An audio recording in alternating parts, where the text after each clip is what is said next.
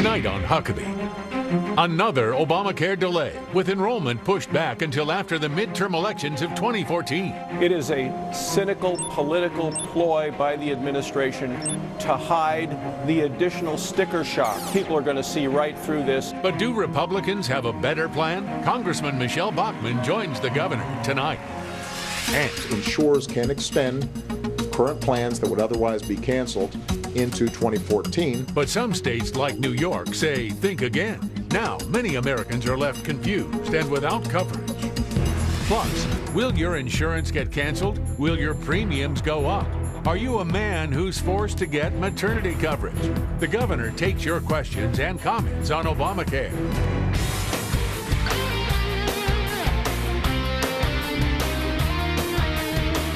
Live from New York, Governor Mike Huckabee.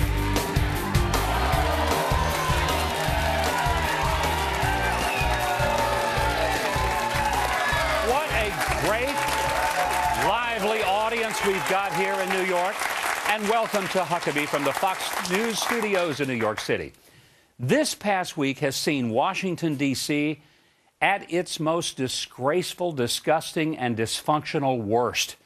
The president continues to attempt to sell his wrecked used car called Obamacare, and he thinks that Americans are dumb enough to be more likely to buy it if he throws in an AM radio on this clunker whose engine won't start and which has no tires. And Senate Democrats brazenly invoked a power grab that they railed against as un-American when Republicans were in charge of the Senate. They truly have no shame, or at least no memory or concern that their hypocrisy and duplicity might have violated 200 years of Senate tradition and rules. Like most Americans, I'm just fed up with the total disconnect that the political class in Washington has with the working class of the rest of America. D.C. makes the Toronto mayor look perfectly normal.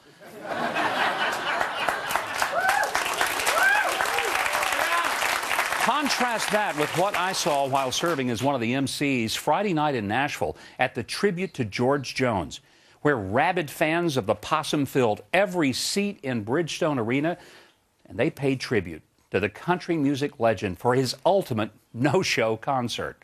Well, he may not have shown up, but his loyal followers did, as did the royalty of the music world. The greatest artists on the planet took to the stage, over 100 of them, and in 4 unbroken hours played the songs of a man whose voice was the musical equivalent of the echo of the ups and downs of the American population. People might think country music means music of the rural world, but the popularity of country music, even in urban areas, reveals that it's simply the music of our country.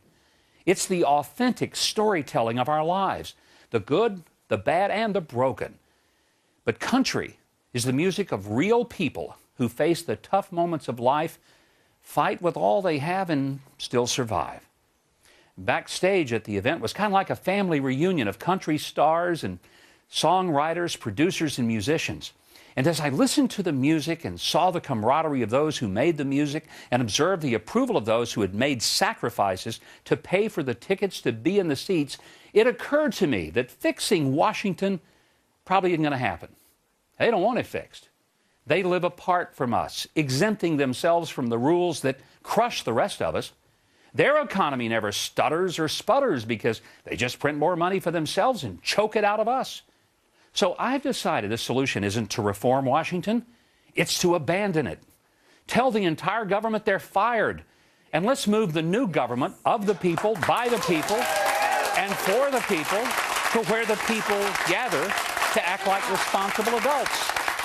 Here's my suggestion. Let's make Nashville the capital. I mean, after all, it's in the center of the country. It's easier to get to, and it's an amazingly hospitable place. And by the way, it has never been a place that has depended upon government to save them. When they had a devastating flood in 2010 that all but baptized the entire city, the people of Nashville helped each other. They didn't wait on the government to save them. Like neighbors helping neighbors rebuild the barn, the people of Nashville acted like Americans, responsible, resourceful, and resilient. America needs a recovery, and it's increasingly obvious that the only recovery in Washington is re-recovering some lies and deception. So to heck with Washington. Let's start over. We can do better. And we'll make Nashville the new capital city. I mean, we started with a George Washington. Let's start over with the spirit of another George Jones. I'm pretty sure that we will govern better. And you know what? I know this. The music will be incredible.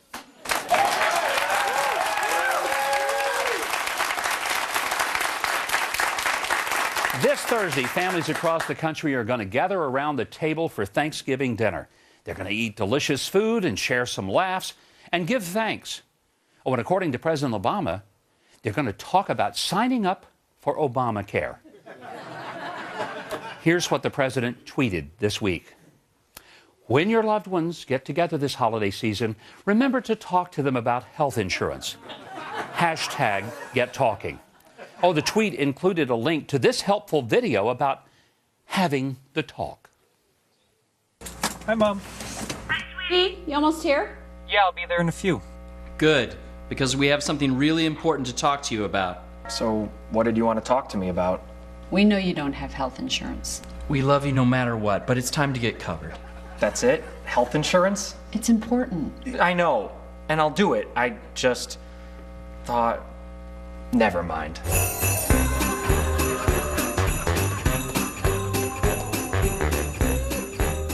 Oh, yeah. Well, also included on BarackObama.com is a 4-step guide to help you get organized for this important talk. Now, the website suggests that if your loved ones are coming home, make sure to remind them to pack their Social Security card, pay stub, and W-2 tax form. Also, directions on when, where, and how to have your health care talk. And remember, here's some conversation tips for example, start by asking, have you ever thought about signing up for health insurance on the new marketplace? And finally, a pledge asking you to sign up to have the conversations with your loved one this holiday season. Because nothing says I love you like hounding people about having health insurance at the Thanksgiving table, right? You can't make this stuff up. So we sent our correspondent Ryan Reese out on the streets of New York to find out how people felt about talking about Obamacare at their Thanksgiving table. The president has suggested that Americans talk to their families about health insurance and Obamacare during Thanksgiving. Are you going to do this? Well, I hope not. I'm going to take my son-in-law, place him in front of the television set with the football game on so we don't talk about Obamacare. That is the last thing I'll be talking to my family about on Thanksgiving. I don't know, it wouldn't be a very positive conversation. I don't think I would want to be talking about health insurance while eating a turkey. What would you traditionally bring to a Thanksgiving dinner?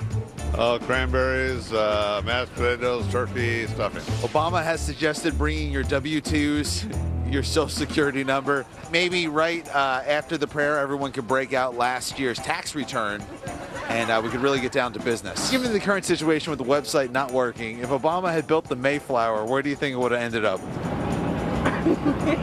Probably not in the Plymouth area. Probably at the bottom of the ocean. Probably still be building it. Yeah, they're working on it. He's got his finest people on it. What would you rather talk about during Thanksgiving? Food. What we're thankful for. Would you rather talk about sex with your parents than Obamacare? Probably, yeah. Yeah. What is more full of stuffing, the turkey or Obama? How would you bring up health insurance or Obamacare if you had to during Thanksgiving dinner? Don't eat too much. I don't know. Don't eat too much. Obamacare's not working yet. What's more likely to put you to sleep, the turkey or conversation about Obamacare? I think it's a close tie, maybe. I don't know. Mr. President, can you comment on the healthcare debacle? Our thanks to Ryan Reese on the streets of New York.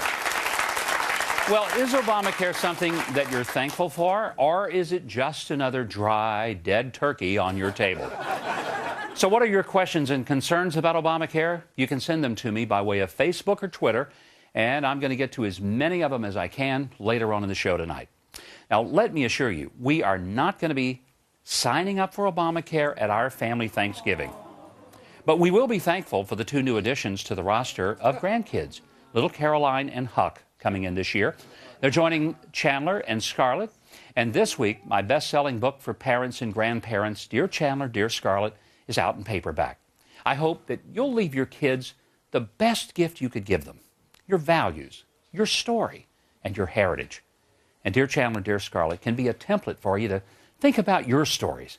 It's available at Amazon.com and in bookstores and at MikeHuckabee.com. By the way, all of our studio audience are going to go home with their own copy of Dear Chandler, Dear Scarlett. Well, you might have a question about why the administration has now delayed the next round of sign-ups for Obamacare until after the midterm election of 2014. This is really not hard to understand. Instead of making sure that people would get that terrible sticker shock just before the election, President Obama has decided to magically move that date to just about a week and a half after the election. Now, only the cynical people watching me tonight would suggest that politics would have anything to do with that. Why, of course not. It's only to better serve the American public with Obamacare. Well, coming up, how Obamacare is causing Americans some really big problems. Stay with us. We'll be right back.